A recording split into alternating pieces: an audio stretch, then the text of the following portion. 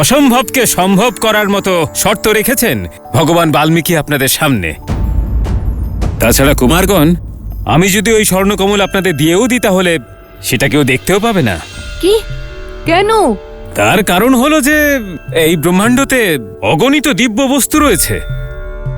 সেই সব কিছু কি আমরা দেখতে পাই না তো?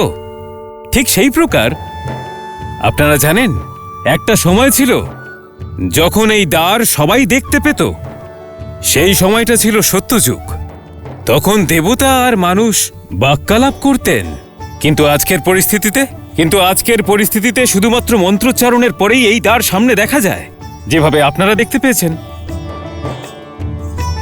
তারপরে যখন দাপর যুগ আসবে, এই অলকাপুরীর দ্বার সম্পূর্ণরূপে অদৃশ্য হয়ে যাবে, আর কেবল সৎকর্ম করা ব্যক্তি এই দ্বার দিয়ে ভেতরে আসতে পারবেন, আর তাও মৃত্যুর পরে।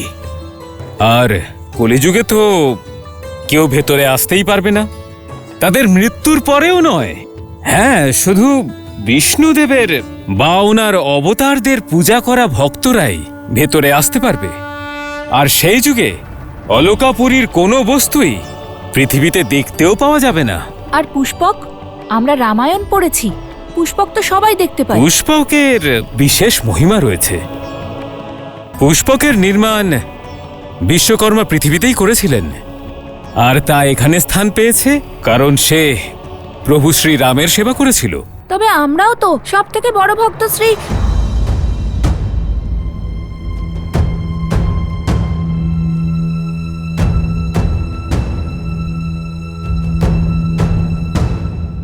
দেখুন, আমাদের স্বর্ণকমল দিয়ে দিন। আমরা ভগবান বাল্মীকির আদেশ অমান্য করতে পারবো না। ক্ষমা করবেন, সেটা সম্ভব নয়।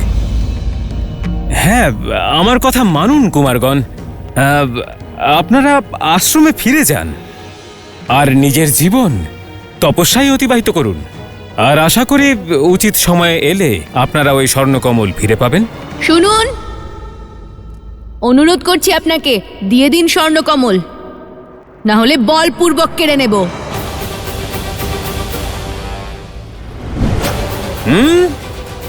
এবার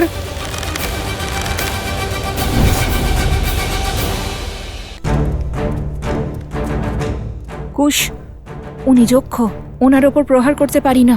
কিন্তু উনি অবশ্যই আমাদের ওপর প্রহার করবেন। কিন্তু আমি তো এটাও বলিনি যে আমরা আত্মরক্ষা করতে পারবো না।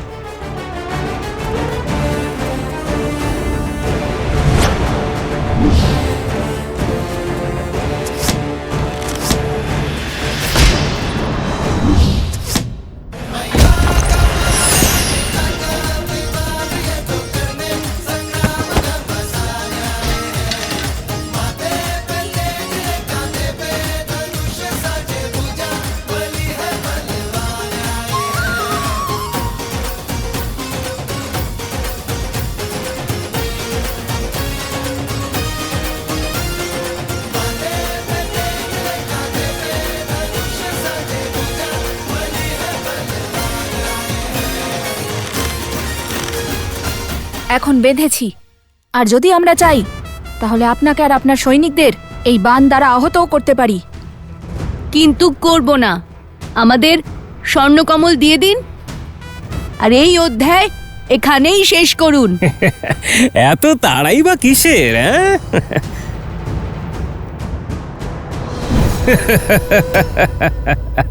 ওম ব্রহ্মদেবায় নমঃ। ওম ব্রহ্মদেবায় নমঃ। একটি কিরণ নিজের প্রকাশে সব আলোকিত করে তোলে, মূর্ছিত মনে আশার আলো জাগিয়ে তোলে। সীতা, আপনি আমার সেই সূর্য আর্য, আমাদের এক হওয়া কেউ আটকাতে পারবে না। যদি সীতার প্রতি আমার প্রেম, আমাদের প্রেম এবং সমর্পণ অটুট হয় ব্রহ্মদেব,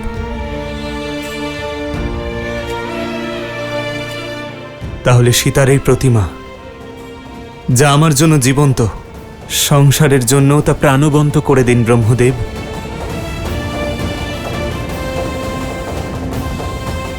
ওম ওম ব্রহ্মদেবায় নমঃ।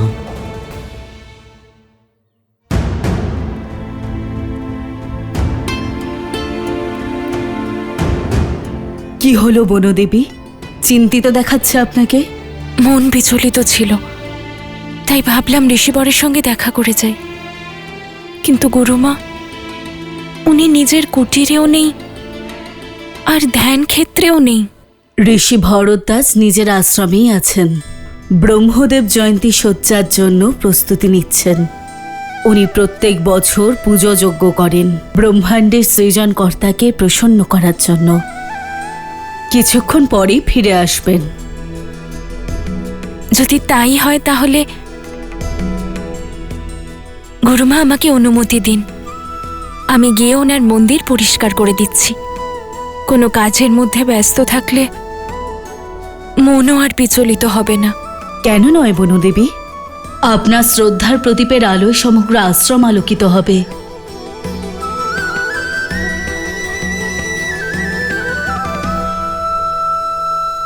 আপনারা তো নিজেদের সামর্থ্যের প্রমাণ দিয়েই দিলেন, এবার সময় হলো জ্ঞানের প্রমাণ দেওয়ার। খুব জেদি আপনি যক্ষরাজ, দেব আমরা আমাদের জ্ঞানের প্রমাণ। করুন, কি জিজ্ঞেস করবেন? তাহলে আমার প্রথম প্রশ্ন হলো, কি এমন সেই অমূল্য বস্তু যা মানুষ অন্যকে দিতেও পারে, কিন্তু দেওয়ার পরেও সেই বস্তু তার কাছে রয়েও যায়?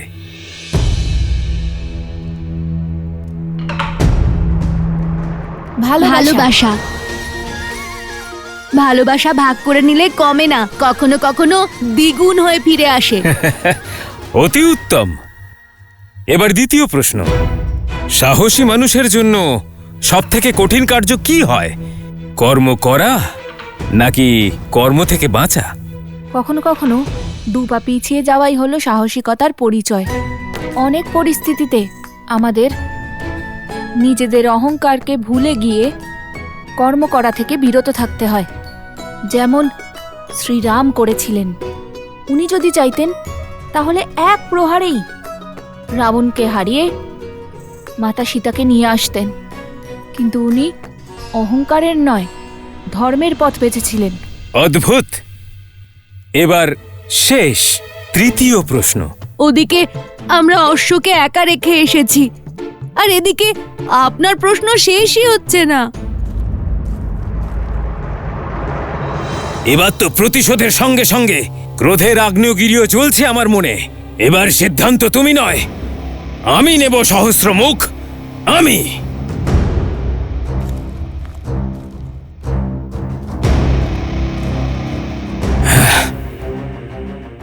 এত বছরে কিছুই করে উঠতে পারেনি ওই সহস্রমুখ রাবণ। শুধু তাই নয়, নিজের পুত্রদেরও প্রাণ নিয়ে নিয়েছে। যে স্বয়ং সফল হতে পারেনি, সে আমাকে কি নির্দেশ দেবে?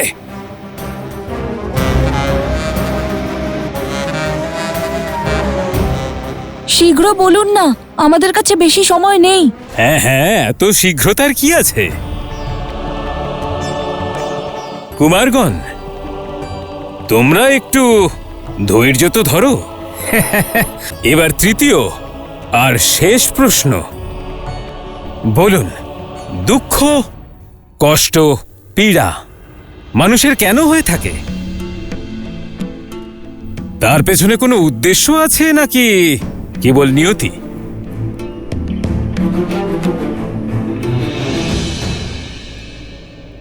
যেভাবে অগ্নি প্রদীপকে প্রজ্বলিত করে, কিন্তু এত কষ্ট সহ্য করার পরেও প্রদীপ অগ্নিকে ছেড়ে দেয় না, ঠিক সেভাবে শ্রদ্ধা হৃদয়কে কষ্ট নিশ্চয়ই দিতে পারে, কিন্তু তার মানে তো এটা নয় যে তোমরা শ্রদ্ধাকেই ত্যাগ করবে। কষ্ট, একমাত্র কষ্টই আত্মার মধ্যে জ্ঞানের প্রকাশ ঘটায়। কষ্ট আমাদের জীবনকে সার্থক করে, কষ্ট আমাদের চরিত্র গঠন করে। বাধা আর সংঘর্ষ আমাদের শিক্ষক। কষ্ট ব্যক্তির ব্যক্তিত্বকে প্রকাশিত করে, ঠিক সেইভাবে যেভাবে প্রদীপ নিজে জ্বলে অন্ধকার কক্ষকে আলোকিত করে।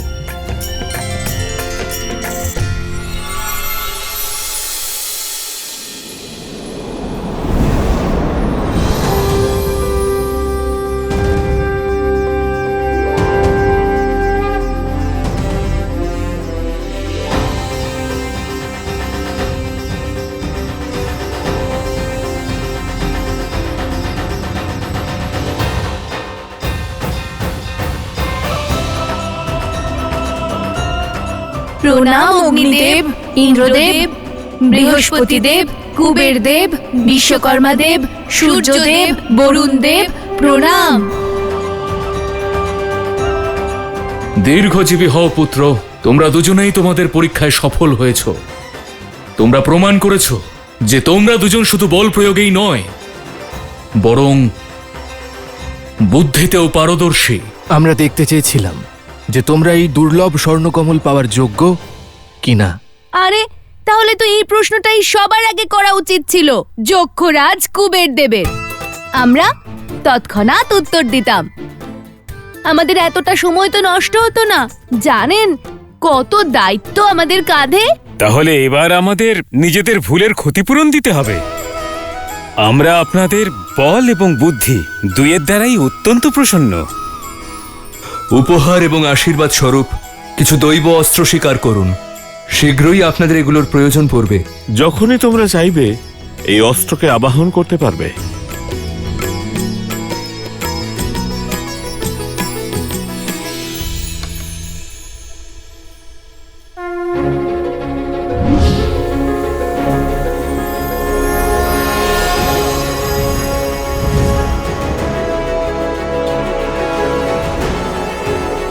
আমার পক্ষ থেকে মেঘাস্ত্র আর জলাস্ত্র গ্রহণ করো। আমার দেওয়া এই আয়ুধ অস্ত্র গ্রহণ করো। আর আমি দেবরাজ ইন্দ্র তোমাদের অগ্নিভেদাস্ত্র প্রদান করছি। আর এই যমদেবের খড়গ আমি প্রদান করছি।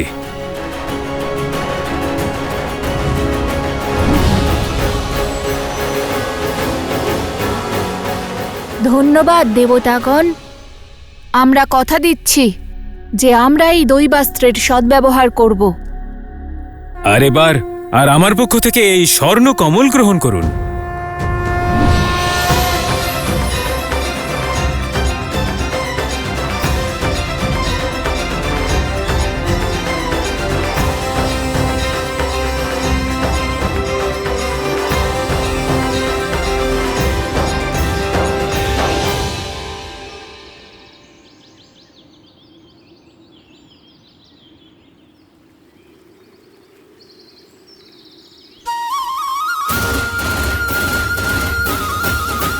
ধন্যবাদ কুবের দেব।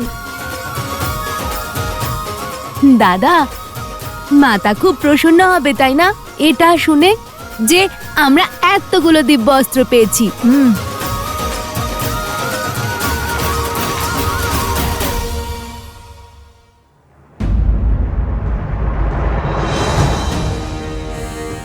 আরে শত্রুঘ্ন মহারাজ এখানেই রয়েছেন।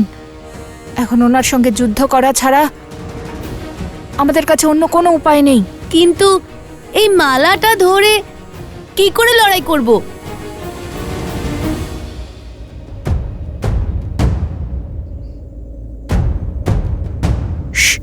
আসতে বলো। দেখো উনি আমাদের দেখতে পাচ্ছেন না। দৃষ্টিহীন সৈনিক? যদি দৃষ্টিহীন হতো তাহলে সৈন্য হতো কি করে? এখনই খোঁজ নিয়ে দেখছি।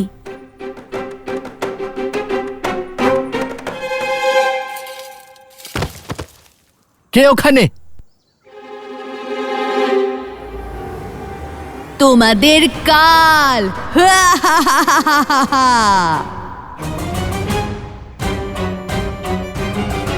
আমরা তো অদৃশ্য হয়ে গেছি। এই শক্তি কোন দেবতা দিয়েছেন আমাদের?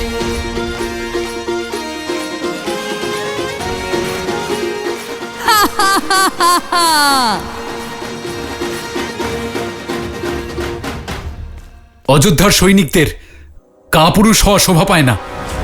ওরা মায়ার প্রয়োগ করছে, বেশিক্ষণ লুকিয়ে থাকতে পারবে না। খুঁজে বের করো ওদের, এখানেই কোথাও লুকিয়ে আছে।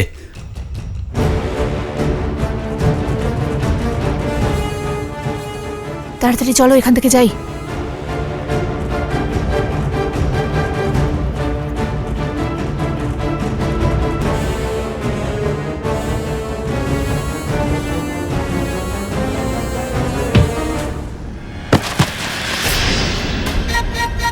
কে কে এখানে?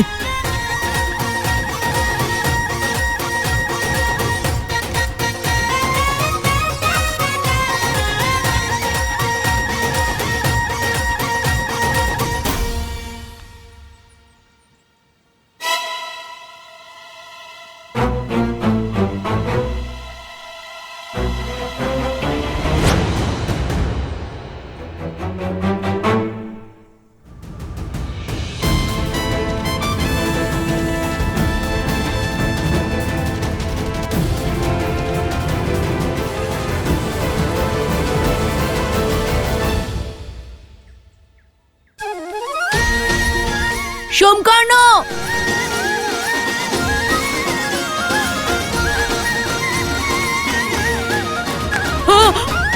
কে কে কে কে কে কে কে? হে মহাদেব, অসুর এসেছে, রক্ষা করুন।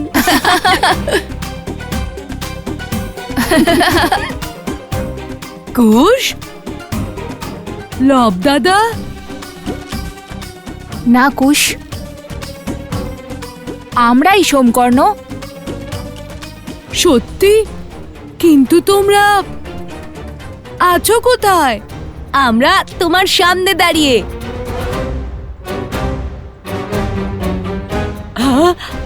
আরে এই তো, কিন্তু দেখা যাচ্ছে না কেন? এ কেমন মায়া?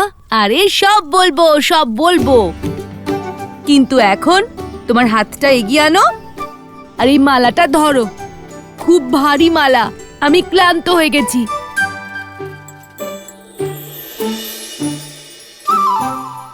আরে সোমকর্ণ, তুমি তো অদৃশ্য হয়ে গেলে এবার। আর তোমাকে দেখা যাচ্ছে তো, এটা কি করে হলো? অর্থাৎ এটা কোনো দৈব শক্তি নয়, এটাই দৈব স্বর্ণ কমলের মায়া। আরে দাও দাও সোমকর্ণ, ব্যাস এবার হয়ে গেছে।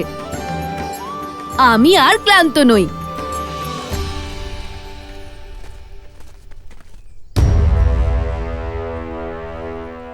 এবার তুমি নিজেই আমাদের অশ্বের কাছে নিয়ে যাবে। হয়েছে, অনেক প্রতীক্ষা হয়েছে। আমি কোনো পাহারাদার নই। আমি এক্ষুনি এই অশ্বকে হত্যা করে অশ্বমেধ যজ্ঞ শেষ করে দেব, আর অসুরদের মাথা থেকে ধর্মের তলোয়ার চিরকালের মতো সরিয়ে দেব।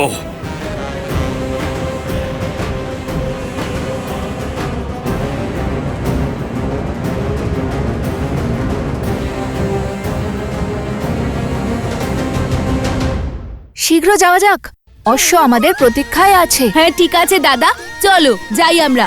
আমরা এই মালা অশ্বকে পরিয়ে দেব।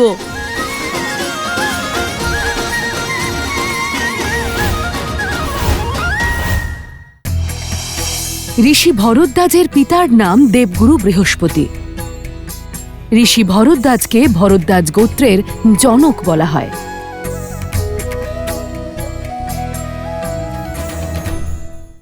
এবার চলো, শীঘ্র যাওয়া যাক, অশ্ব আমাদের প্রতীক্ষায় আছে। হ্যাঁ ঠিক আছে দাদা, চলো যাই আমরা। আমরা এই মালা অশ্বকে পরিয়ে দেব, কিন্তু মাতাকে দেব না। যদি মাতা অদৃশ্য হয়ে যায় তখন? যদি মাতা আমার চোখের সামনে থেকে এক মুহূর্তের জন্য চলে যায়, তাহলে আমি বিচলিত হয়ে পড়ি।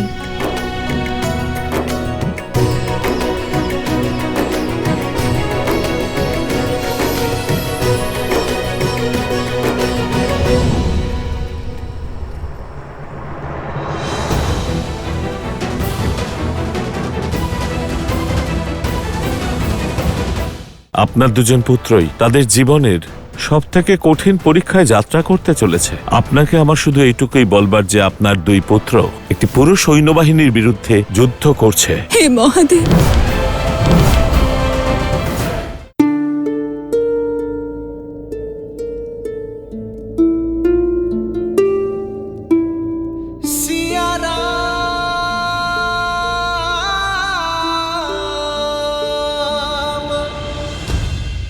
শ্রীরাম। ওম ব্রহ্মদেবায় নমঃ। ওম ব্রহ্মদেবায় নমঃ। সীতা, সীতা,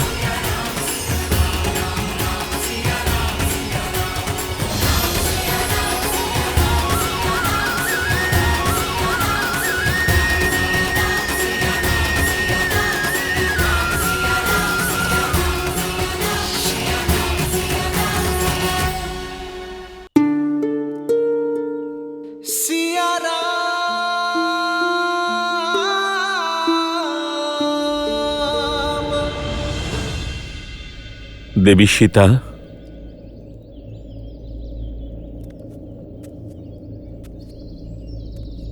প্রণাম ঋষিবর।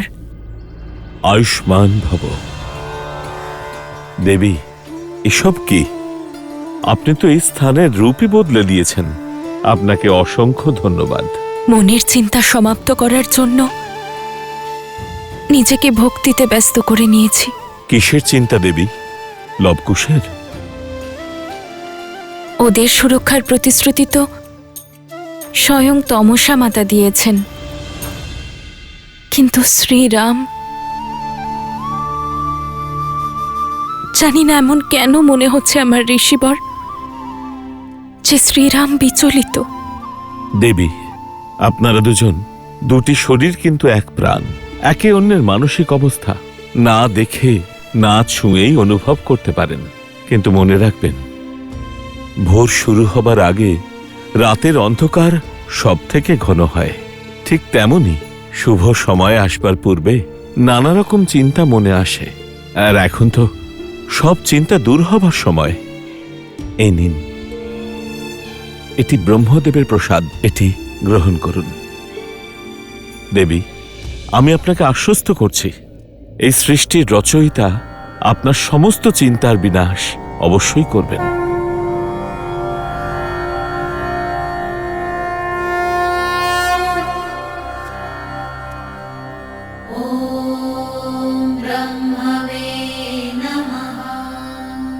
ওম ব্রহ্মদেবায় নমঃ। ওম ব্রহ্মদেবায় নমঃ। ওম ব্রহ্মদেবায় নমঃ। সীতা, রাম।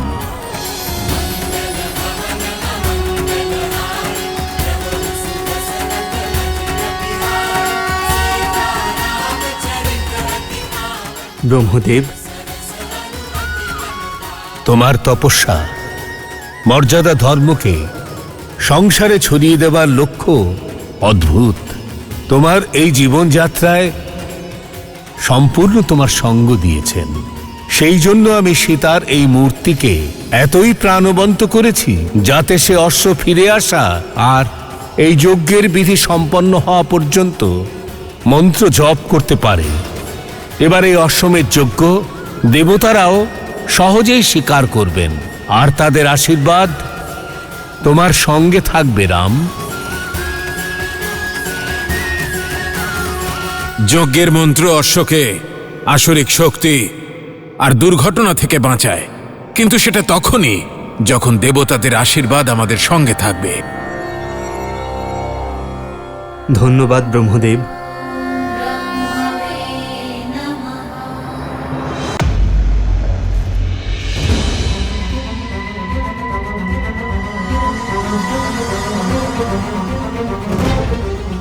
রামের পরাজয় আর তোমার বিনাশের সময় এসে গেছে অশ্ব।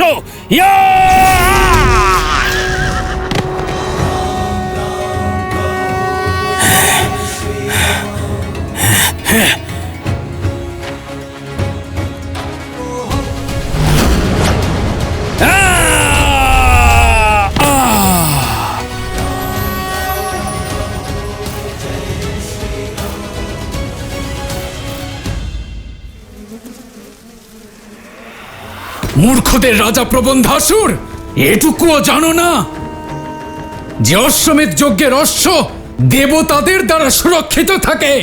অসুরদের সংহার দেবতার মনুষ্যের সামর্থ্যের দ্বারা নয়, অসুরদের বোকামির ফলেই হয়ে যাবে।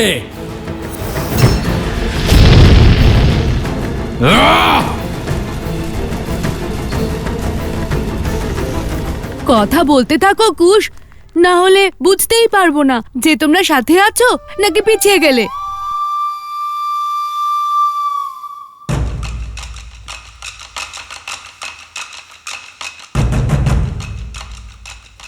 ঋষি কুমার,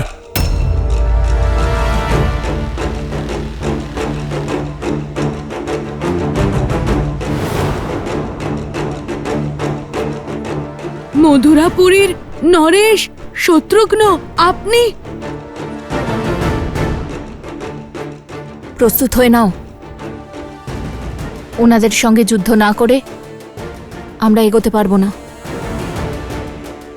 আমি এখানে যজ্ঞের অশ্ব নিতে এসেছি, ভালোভাবে তাকে ফিরিয়ে দাও। প্রতিজ্ঞা করছি আমি, তোমাদের কোনো ক্ষতি হবে না। শ্রীরাম অত্যন্ত দয়ালু, তিনি ক্ষমা করে দেবেন তোমাদের। সোমকর্ণ, মালা সামলাও।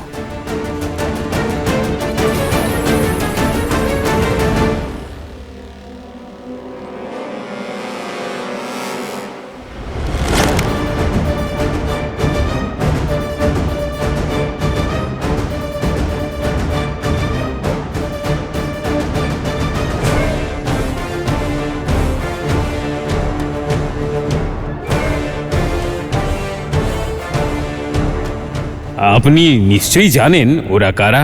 ওরা কোনো সাধারণ বালক নয়, ওরা অমূল্য রত্ন। শুধু আমার জন্য নয়, বরং সমগ্র সংসারের জন্য। তোমরা দুজন যা করছো তা অনুচিত। আমার কথা শোনো, আর সময় থাকতে ভুল শুধরে নাও। যজ্ঞের অশ্বকে আটকানো শুধু পাপ নয়, তা অপরাধ। আমরা বালক ঠিকই, কিন্তু নির্বোধ নই। আমরা আপনাকে খুবই সম্মান করি, কিন্তু এই অশ্বকে আমরা ধরেছি, তাই উপায় কেবল একটাই, যুদ্ধ, যুদ্ধ, যুদ্ধ, যুদ্ধ, যুদ্ধ, যুদ্ধ। নীতিশাস্ত্র বলে যে সমস্ত মানুষেরই নিজের শক্তি বাস্তবের থেকে বেশি এবং অন্যের প্রেম অভিলাষের থেকে কমই মনে হয়। এই কথাটাই তোমাদের দুজনের আচরণে প্রকাশ পাচ্ছে। নিজেদের শক্তির প্রমাণ বহুবার দিয়েছি আমরা, অসুরদের বিরুদ্ধে, মিথিলার প্রতিযোগিতায়, সকলের সামনে নিজেদের শক্তি প্রমাণ করেছি আমরা। আর রইল কথা অন্যের ভালোবাসার, তাহলে আমরা আপনার থেকে ভালোবাসা আশাই করি না। যদি আপনি যুদ্ধের আগে আমাদের সুপ্রভাত জানান, তাহলে আমরা দুর্বল হয়ে পড়ব। দেখো, এখানে আমার সম্পূর্ণ সেনা আছে, আর তোমরা নিতান্তই দুজন। যুদ্ধশাস্ত্র এটাও বলে যে সৈনিকদের সামনে যুদ্ধ করার সাহস তো মহারথীরও হওয়া উচিত নয়। ঠিক যেমন অনেক সাপের মাঝে নাগরাজ মহাবীর হয়েও যান না। নাগরাজ না গেলেও গরুর বা নেউল একাই যায় সাপেদের ডেরায়। নিজেদের কি মনে করো তোমরা, গরুর নাকি নকুল? সাপুড়ে, যারা সর্পদের নিজের বিনের দ্বারা বশ করে। অস্ত্র কি তুলবেন, নাকি অযোধ্যায় কেবল বাগযুদ্ধ করারই প্রথা রয়েছে? আমরা সেই শত্রু নই যে আপনার নিরর্থক কথা শুনেই হেরে যাব।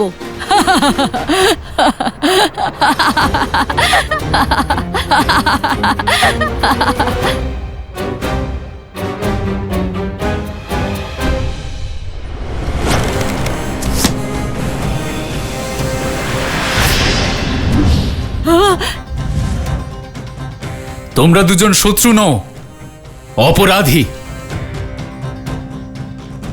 অযোধ্যার অশ্বকে হরণ করে পাপ করেছো তোমরা।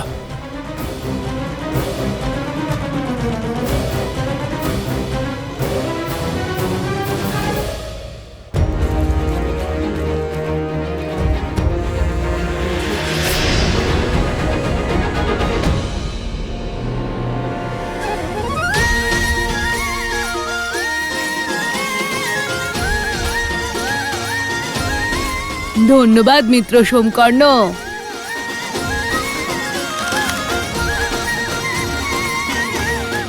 অশ্বকে আটকানো অপরাধ নয়, প্রতিস্পর্ধা, যা আমরা স্বীকার করেছি।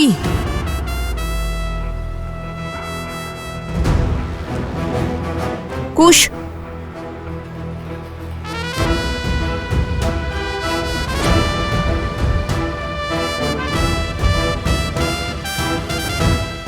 আপনার অশ্ব তো যুদ্ধের শর্ত নিয়ে নিজেই এদিক ওদিক ঘুরছে।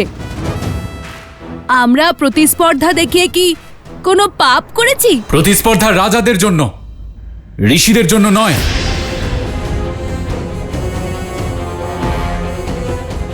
তোমরা কি বলতে পারবে যে তোমরা কোথাকার রাজা? রাজা না হয়ে অশ্বকে আটকানো অপরাধ হিসেবেই গণ্য করা হয়। এরকমটা তো কোথাও লেখা নেই। লেখা নেই, কিন্তু অসত্যও নয়। এরা হলো আমাদের রাজা, আমার জ্যেষ্ঠ ভ্রাতা অবস্ত্রা ওদের রাজ্যাভিষেক করেছেন।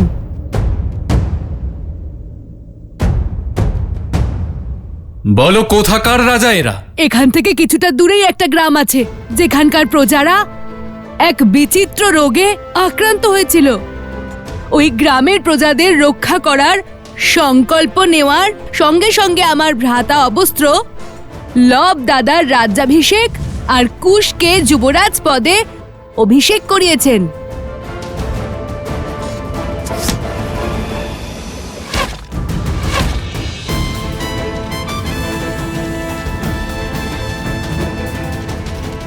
রাজানুজ, যুদ্ধে অসতর্ক হওয়া সবথেকে বড় অপরাধ।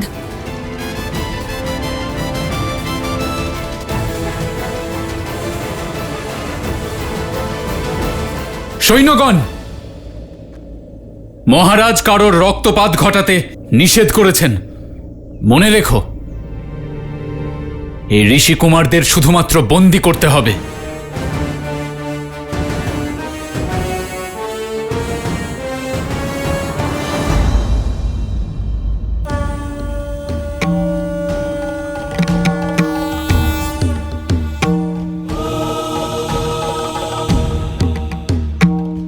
বনদেবী, সময় ঘুরছে। আপনার দুই পুত্র তাদের জীবনের সবথেকে কঠিন পরীক্ষায় যাত্রা করতে চলেছে। আমি শুধুমাত্র আপনাকে এটুকুই বলতে চাই যে আপনার দুই পুত্র এক পুরো সৈন্যবাহিনীর বিরুদ্ধে যুদ্ধ করছে। সৈন্য?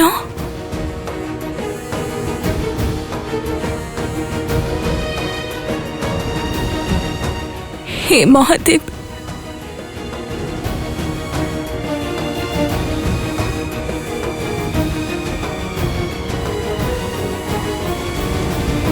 এ কেমন সংকট ঋষিবর, যার পিতা নিজের পুত্রদের রক্ষা করতে উপস্থিত হতে পারবেন না, তাদের রক্ষা এখন কে করবে? আর সেই মাতা কত দুর্ভাগ্যবতী যে তার পুত্রদের সহায়তার জন্য কিচ্ছু করতে পারবে না।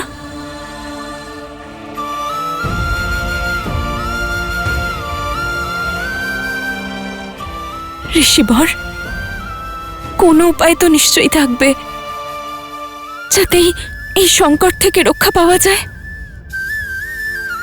আমি আমার পুত্রদের রক্ষা করতে পারি। বলুন না গুরুবর।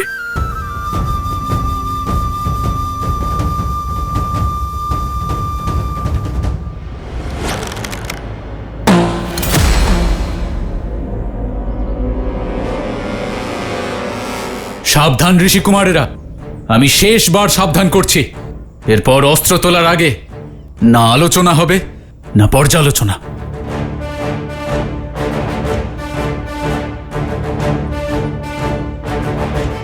যদি এখনো এরা না থামে তাহলে এদের ওপর প্রহার করতেই হবে। আমার প্রথম ধর্ম আমার মহারাজের আজ্ঞা পালন করা। সৈন্যগণ, যাও ধরে নিয়ে এসো ওদের।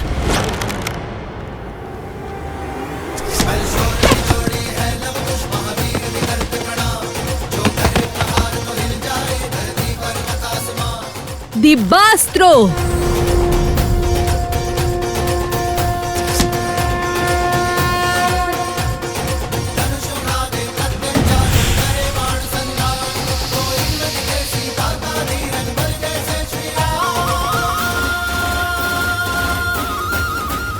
সমগ্র সংসারে মর্যাদা ধর্মের প্রচার করা হচ্ছে, আর তোমরা দুজন ধর্ম স্থাপনার পথে বাধা প্রদান করে পাপ করছো।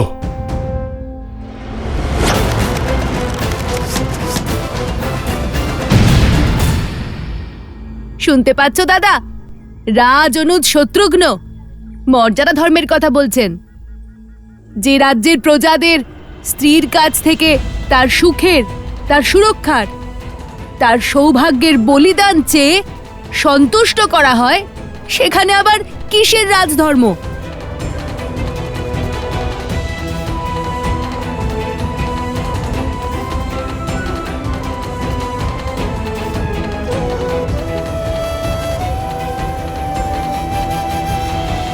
তোমাদের দুজনের কি সম্পর্ক অযোধ্যার মহারানীর সাথে?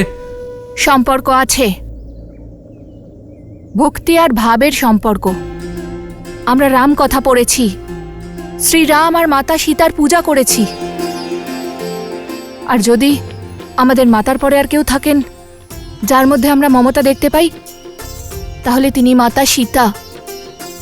তবে কি রক্তের সম্পর্ক থেকে শ্রদ্ধার সম্পর্ক অধিক মহান হয় না?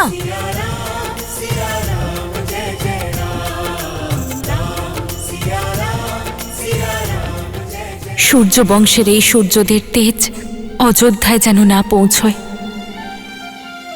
তুমি কাউকে কিচ্ছু বলবে না শত্রুঘ্ন।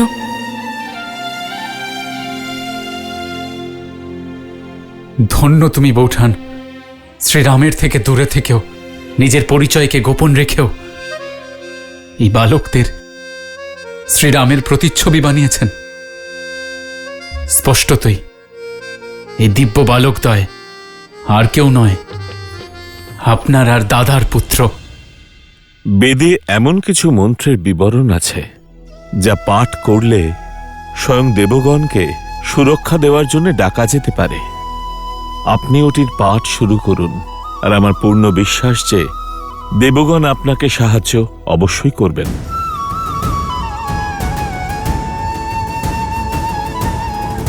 আমি আপনাকে ওই বেদমন্ত্র বলছি বনদেবী।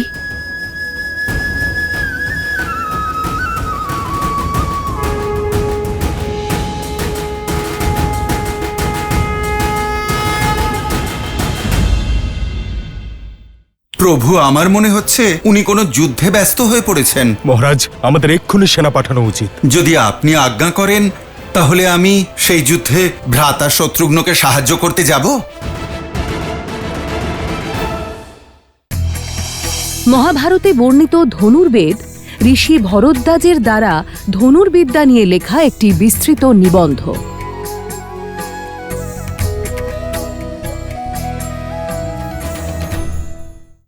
হে বরুণদেব, আপনার শক্তি অপরিসীম। শ্রীরামের অভিযানের এক গুরুত্বপূর্ণ অংশ আপনি। আর এখন আমার পুত্রদের আপনার সহায়তার প্রয়োজন।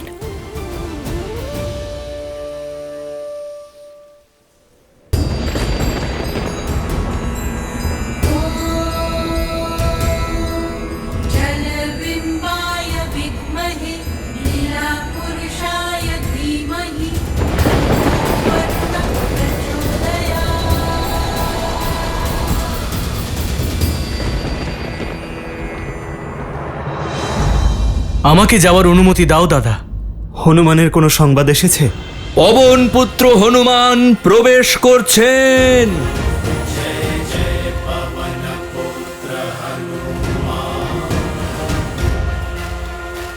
প্রণাম প্রভু।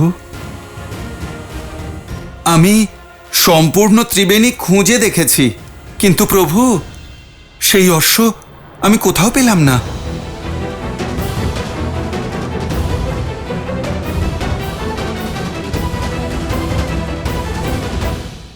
প্রভু, আমার মনে হচ্ছে উনি কোনো যুদ্ধে ব্যস্ত হয়ে পড়েছেন। মহারাজ, আমাদের এক্ষুনি সেনা পাঠানো উচিত। যদি আপনি আজ্ঞা করেন তাহলে আমি সেই যুদ্ধে ভ্রাতা শত্রুঘ্নকে সাহায্য করতে যাব। প্রভু, ভ্রাতা শত্রুঘ্নর সেনারাও পথ বদল করে নিয়েছে। প্রভু, আমার মনে হচ্ছে উনি কোনো যুদ্ধে ব্যস্ত হয়ে পড়েছেন। মহারাজ, আমাদের এক্ষুনি সেনা পাঠানো উচিত। ভ্রাতা ভরত, এখন সম্পূর্ণ সেনা পাঠানোর কোনো প্রয়োজন নেই। প্রভু, যদি আপনি আজ্ঞা করেন তাহলে আমি যুদ্ধে ভ্রাতা শত্রুঘ্নকে সাহায্য করতে যাব।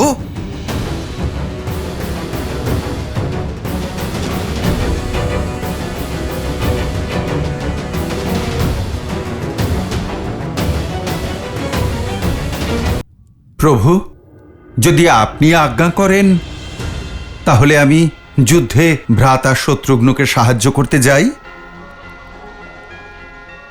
যাও হনুমান, কিন্তু মনে রেখো, যুদ্ধে কোনো অনাবশ্যক রক্তপাত যেন না হয়।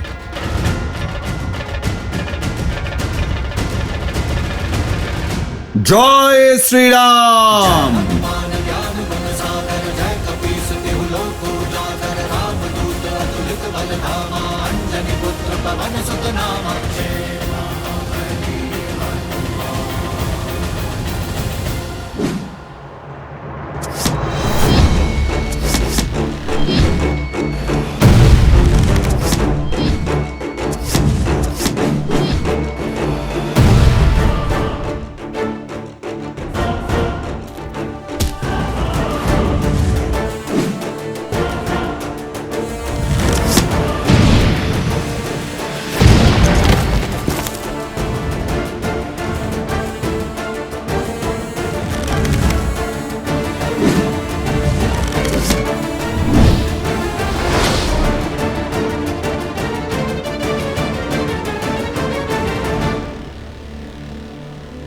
এদের সম্মোহন অস্ত্র প্রয়োগ করে অজ্ঞান করতে হবে।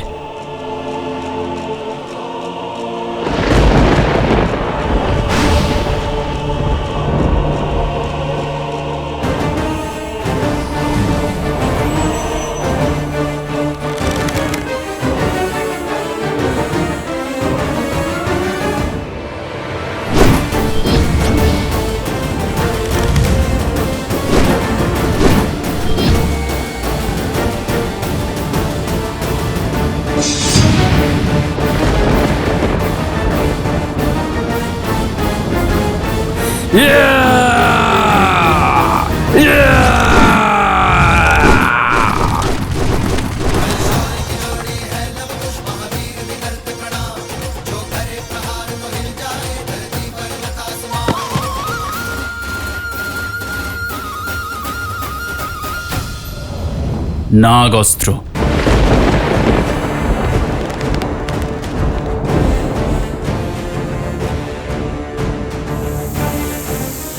এদের কুণ্ডলীবদ্ধ করুন নাগ দেবতা, আর কোনো ক্ষতি করবেন না।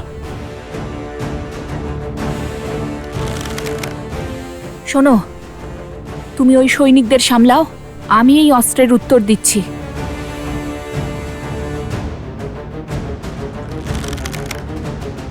গরুরাস্ত্র, গরুর দেব, আমাদের রক্ষা করুন।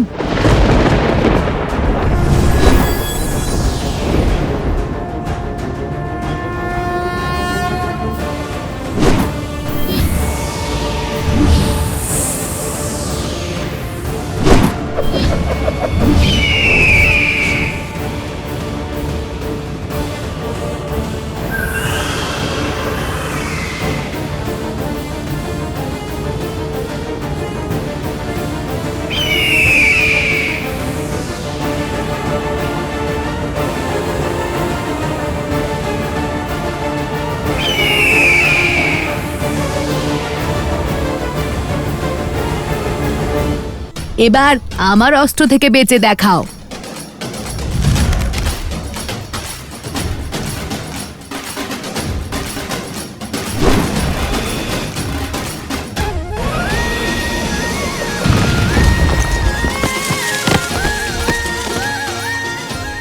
আরে সাবধানে, একটু এগিয়ে দেখো।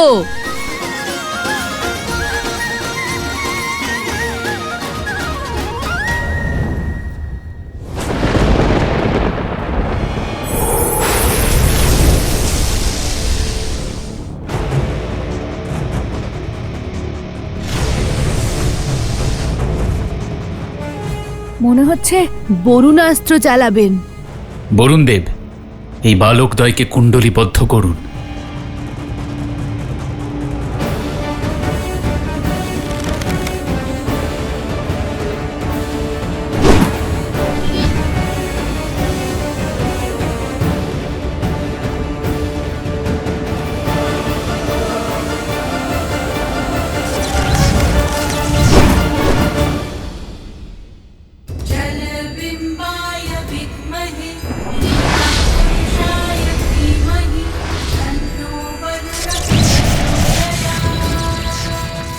অসম্ভব!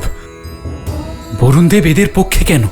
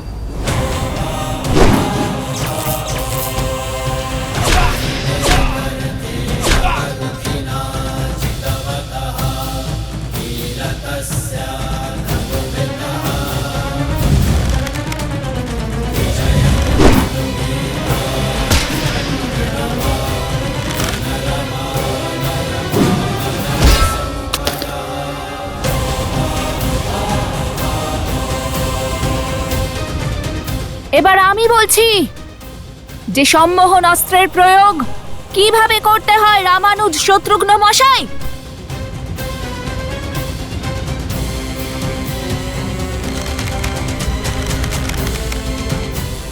এই পরাজয় আমাকে যে পরিমাণ শান্তি দিয়েছে তা আজ পর্যন্ত আমাকে কোনো জয় দিতে পারেনি।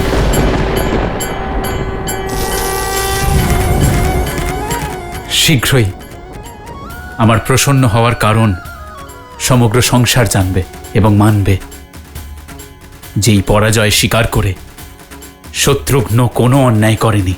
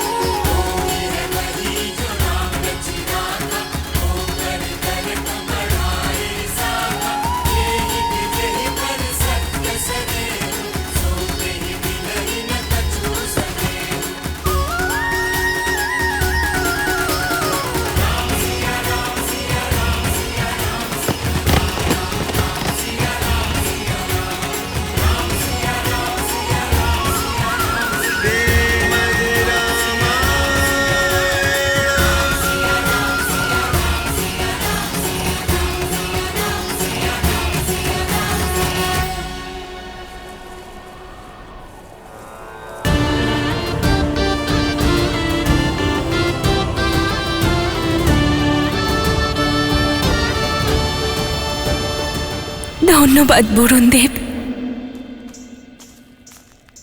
সোমকর্ণ, তুমি কোথায়? দেখতেই তো পাচ্ছি না তোমাকে। আমি তো কখন থেকে এগিয়ে আসতে চাইছি, কিন্তু এই স্বর্ণকমল এত ভারী যে আমি ঠিক করে হাঁটতেই পারছি না।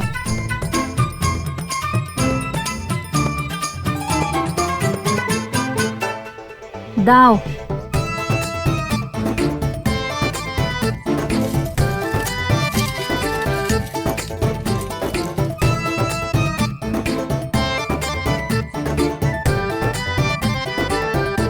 তুমি সত্যি খুব বোকা সোমকর্ণ। নিজে অদৃশ্য হওয়ার বদলে এই অশ্বটাকেই অদৃশ্য করে দিলে পারতে। কোনো অদৃশ্য অশ্বকে অনুসরণ করব কি করে? কুশ, একটা বাঁশ বা আখ নিয়ে এসো। এগুলো ওর মধ্যে টাঙিয়ে দেব, না হলে আমরা এভাবেই অদৃশ্য হতে থাকব।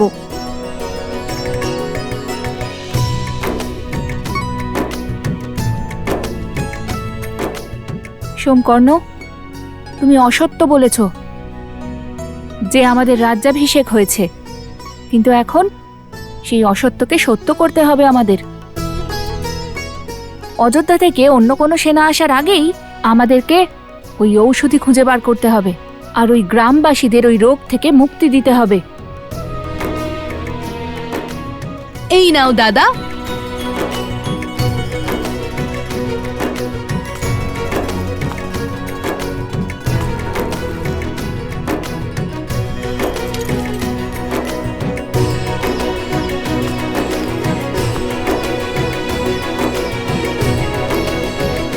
চলো ওই পর্বতের দিকে যাওয়া যাক।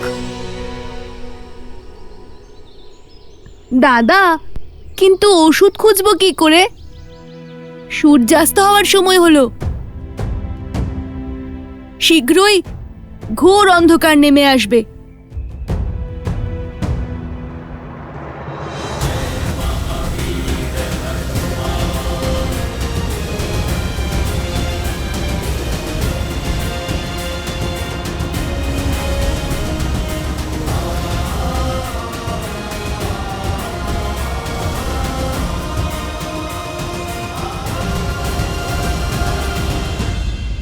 বাবা, শত্রুঘ্ন বুঝতে পেরে গেছেন যে লবকুশ আর কেউ নয়, শ্রীরাম আর মাতা সীতার পুত্র, আর স্বয়ং ওনার ভাইপো। কিন্তু সংসার ওনার এই সিদ্ধান্তের জন্য রাজদ্রোহী কেন বলবে? কর্তব্য আর সম্পর্কের মধ্যে কাকে বেছে নেওয়া উচিত? হৃদয়ের কি কোনো মূল্যই নেই? প্রিয় গণেশ, এটা ভাবো যে কর্তব্য কুলকুল করে বয়ে চলা এক নদীর মতো, যার নিজের গতি আছে, নিজের দিক আছে, আর নিজের এক উদ্দেশ্য আছে, যা ধর্ম নির্ধারণ করে। আর আমাদের হৃদয় আর তার ভাবনা বাতাসের দ্বারা উৎপন্ন ঢেউয়ের মতো হয়, যা আসা যাওয়া করে, কখনো স্থির, কখনো অস্থির। কিন্তু যখন এই ঢেউই নদীর গতি নির্ধারণ করে, তখন নদী তার নিজের পথ হারিয়ে ফেলে। ভাব আমাদের নিজের অধীনে করে কর্তব্য থেকে বিমুখ করে দেয়। হ্যাঁ পুত্র, তোমার মায়ের কথা একেবারেই সঠিক। আর এটাই আমাদের কর্তব্য, যা আমাদের শক্তি দেয়। আর যখন আমরা কর্তব্যের পথে চলা শুরু করি, নিজেকে শরীর আর মন দিয়ে সম্পূর্ণভাবে সমর্পণ করি, তখন আমাদের কেবলমাত্র সত্যের সামনে নতমস্তক হওয়ার প্রয়োজন পড়ে। কারণ সত্যই ধর্ম, আর ধর্ম আমাদের ঈশ্বরের সঙ্গে মিলিত হওয়ার শক্তি দেয়।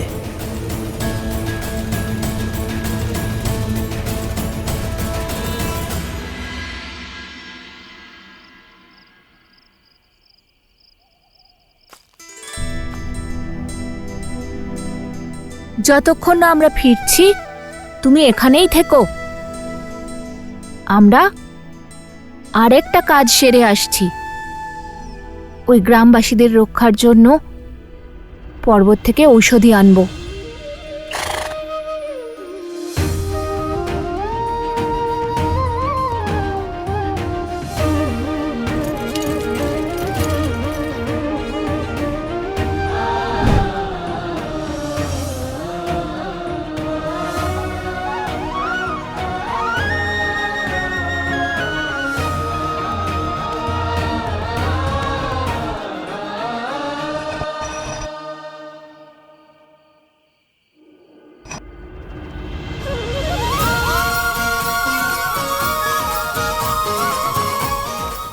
এখন তোমাকে আর খুঁজতে অসুবিধা হবে না মিত্র।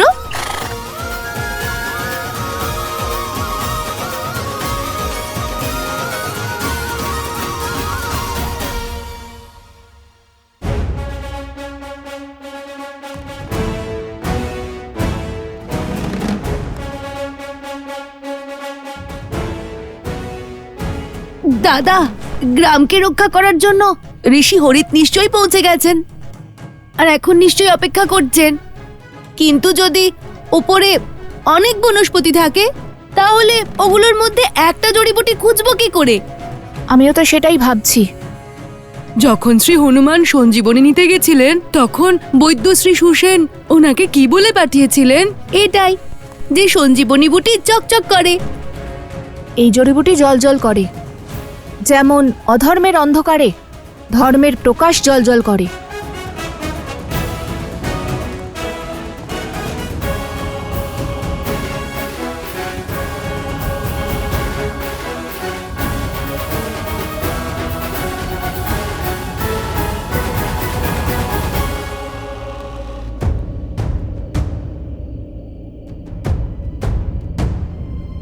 দেখো, এখানে তো সব জড়িবুটি চকচক করছে। এবার খুঁজবো কি করে আমরা?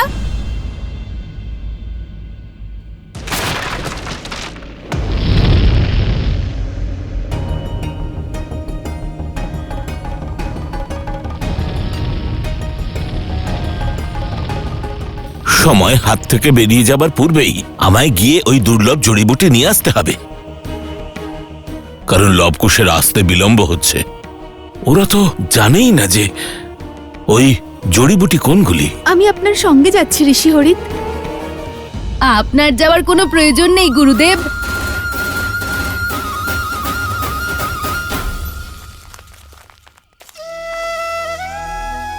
লবকুশ এসেছে আর আপনার এই জড়িবুটিও এনেছে।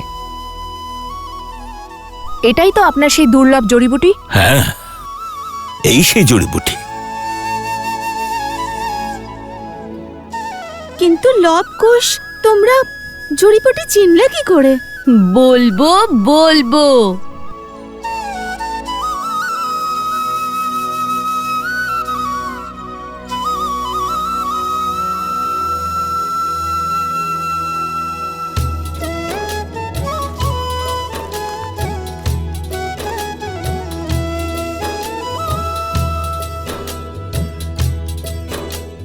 সহস্র রাক্ষম শতধার বৃষিভ পাওনম কৃতম দীনা সহস্রধারিন ও মানহ পুরাত্মাম।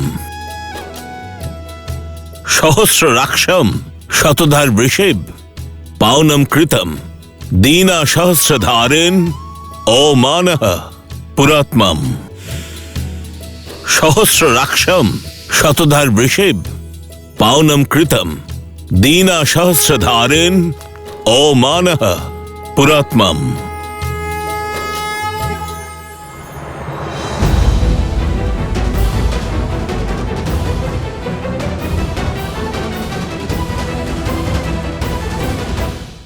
প্রভু, অদ্ভুত শক্তির সঙ্গে যুদ্ধ করছেন ওই ঋষিকুমারেরা। দুজন বালক আমাদের সৈন্যদেরকে পরাজিত করেছে। তুমি আমায় আজ্ঞা দাও দাদা, আমি ওই দুই ঋষিকুমারকে তোমার সম্মুখে আনবো।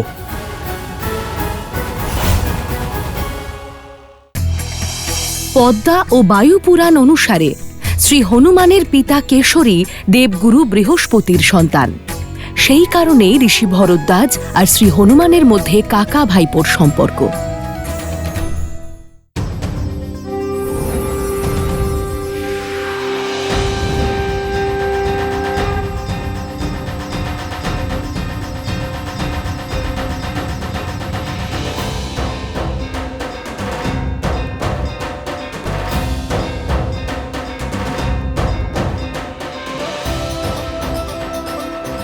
আমি সুস্থ হয়ে গেছি, আমাদের রোগ ঠিক হয়ে গেছে, আমরা সবাই সুস্থ হয়ে গেছি। ধন্যবাদ ঋষিবর, আপনার কারণে। আমি কিছু করিনি, এসব তো লবকুশ করেছে। ধন্যবাদ। আপনাদের দুজনকে অসংখ্য ধন্যবাদ। আপনারা নিজেদের প্রাণ সংকটে রেখে আমাদের সাহায্য করেছেন। আপনাদের সাহস এবং সামর্থ্য অটুট থাকুক। আপনারা এই সংসারের জন্য এক উত্তম উদাহরণ হয়ে উঠেছেন। আমরা কেবল মুখেই আপনাদের ধন্যবাদ দিতে পারি, কারণ আপনাদেরকে দেওয়ার মতন আমাদের কাছে কিছুই নেই। আমাদের বলুন ঋষিকুমার, আপনি কি চান? আমরা আপনাদের ঋণ কি করে শোধ করব? আমাদের কিচ্ছু চাই না। যা উচিত মনে হয়েছে, যা ধর্মসঙ্গত, আমরা শুধু তাই করেছি। আর চাইতে কি হবে সেটাও তো আমরা জানতাম না, সেই জন্য ধন্যবাদই যথেষ্ট। আমি জানি কি চাইতে হবে।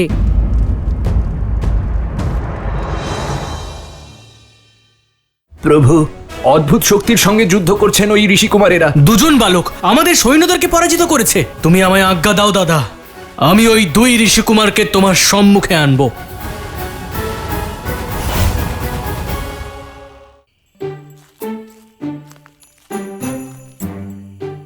এই কিছুক্ষণ আগেই আমি একটা মিথ্যে কথা বলে এসেছি, সেটা সত্য করার সময় এবার চলে এসেছে।